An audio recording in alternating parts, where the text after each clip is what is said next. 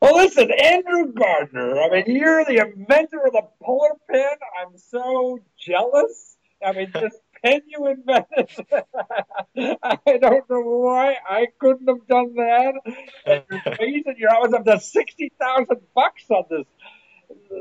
I don't know if it's a toy, it's a pen, it's a stylus, and all magnets. God, how did this come about, Andrew? Yeah, I'm not sure. It was one of those sparks that just all of a sudden hit, and I was looking on Kickstarter actually at the time, kind of thinking like, what could I come up with? What works on Kickstarter? And all of a sudden, just this came into my head, and I did some research into it and found out nobody done a product like this, and I couldn't believe it. So I was like, yeah, I did some effort, put some effort into it, and did some work, and here we are. So, how much of an investment do you think that out of pocket cash does it take you to get like the Kickstarter going, so you could raise this, $60,000 or whatever you got already?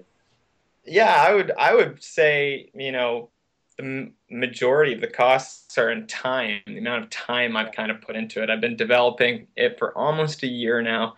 Um, so it's not as much a cost. Obviously, there's been significant cost been put into coming up with prototypes and testing products and the magnets and all that stuff. But really, the financial hasn't been as much as you'd think.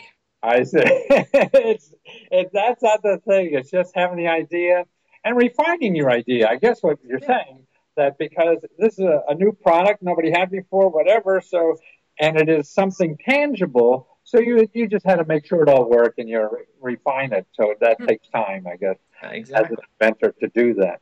But out of pocket costs, I mean, it's just materials, and it's not like you're making a million of these things. You just need one, so it's Yeah.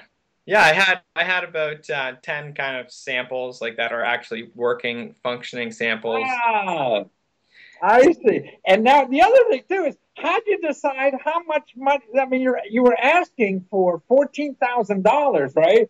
And you're only halfway through your fundraising, and you already got $60,000. So Yeah, yeah, essentially the 14,000 was enough for I think 1,000 pens, which is what I needed. I needed to sell, yeah, a certain amount to get that.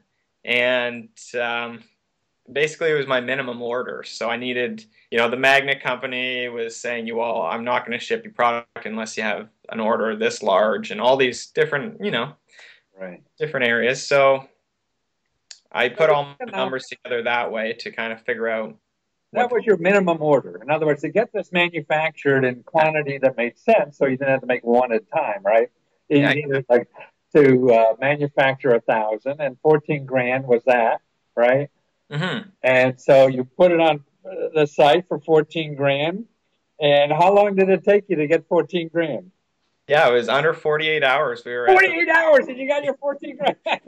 Yeah, and it was one of those things. I got the okay from Kickstarter to launch, and I wasn't sure if I should launch it right away. It was a mid Tuesday, and I was like, oh, should I maybe wait for like a Monday Weekend's morning? better, maybe Monday. Yeah, exactly. So then I talked to a few friends. They're like, oh, what can you lose? So my actual idea was I wasn't going to start any kind of marketing or even put it on Facebook until the next morning, Wednesday morning. Uh-huh. Within like an hour, I'd already had 14 backers, and I was like, "Oh my goodness!" Wow. No kidding. You didn't even put it on your Facebook page. No, it was Kickstarter does an amazing job of just bringing in traffic, and that was just solely from Kickstarter. So then once I did see that it was taking off as quickly as it was, I put out a few leads here and there, and yeah, it just started flying. Now, can you tell of the money you got so far? You're only halfway through and you got Hmm. 60 grand, right? So, can you tell about how much of that is your work versus just traffic flowing in from Kickstarter? Or it's hard to tell? Yeah, I would say a lot of it is traffic just flowing in from No Kickstarter. kidding. Definitely when you start up. But then other things start building, like Twitter starts building, and all of a sudden you get people coming in from all over the place. So it's definitely, I wouldn't say 50-50. I would say there's more coming from Kickstarter, but it's catching up. Kind of my efforts are now catching I up. see. So maybe by the end you may surpass and it may be 60-40, with 40 being Kickstarter and you 60 or something like that. Yeah. Yeah, Yeah. you definitely have to put a lot of effort into it yourself. Oh, damn it. You mean you just can't put it on there and get the money to go to the bank? Oh, No, it's not that easy. oh, well, they were lying to me all the time, right? Now, you said that what was important for you is that you tried another fundraiser on another crowdfunding site that failed, huh? Yeah, yeah, I used Indiegogo, which until September 9th, actually, Canadians weren't allowed to put up projects on Kickstarter. No kidding. What, Yeah, because of your accent or what? no, I think it was just had to do with Amazon and some of the financial aspects of it.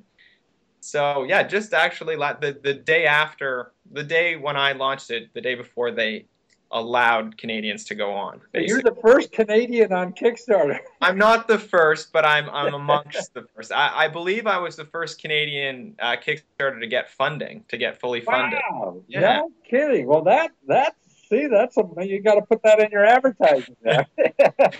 Yeah, so I originally used Indiegogo, and I learned so much from that first campaign on how to kind of get the word out and get things going, and the failures. You learn. I mean, what kind of things can you tell people so we don't have to all struggle like you did? Huh?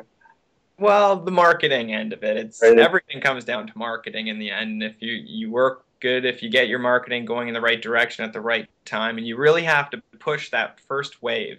So as the ball starts rolling, if you keep, even now, it's been a week into the project, and it's much more difficult for me to kind of keep it flowing. Flowing, yeah. So it. But other people tell me there is a cycle, it goes up and down or whatever. But you're saying Indiegogo, I mean, that was a bigger nut needed in the beginning, right? 25 grand. Well, you doubled that anyway, but it's all marketing then, is what you're saying, it sounds like.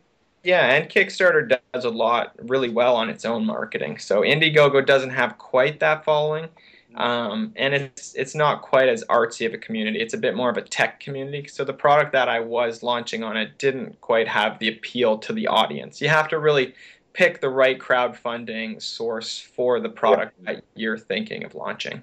No, I think you're right. Kickstarter, there's so much high tech stuff, and yours isn't really high tech.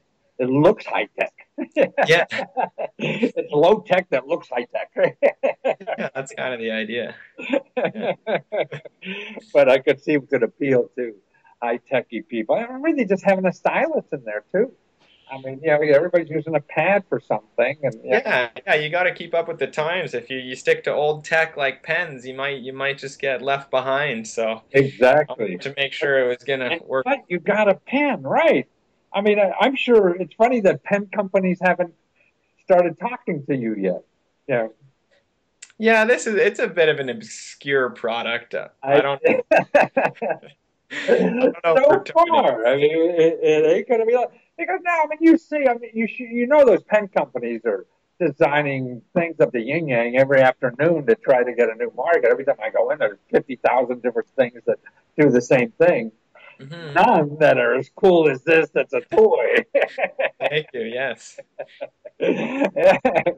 So you really did something terrific here, Andrew. And thank you for being in our community or whatever, and making life more fun for us to do work or get away from work so we can have more fun with the work tools, and for showing us how to have fun in life by just going out and doing things. So good for you. And so people want this to go to polarpen.com and you still order, right, at the Yeah. pre-manufactured price, right? Yeah, because you wait on them at the demand, you're going to have to fight with that big price. So you get it now. Yeah. Get it now when it's hot, and yeah, I hope to continue the product. Great Christmas presents. Because, man, you might probably want to get a dozen of these things. Because how many people would be, I mean, who couldn't have fun with this thing? Yeah.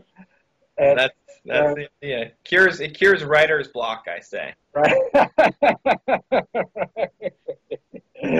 Well, wonderful. Thank you again, Andrew. Have fun. Well, thank you for having me. You bet.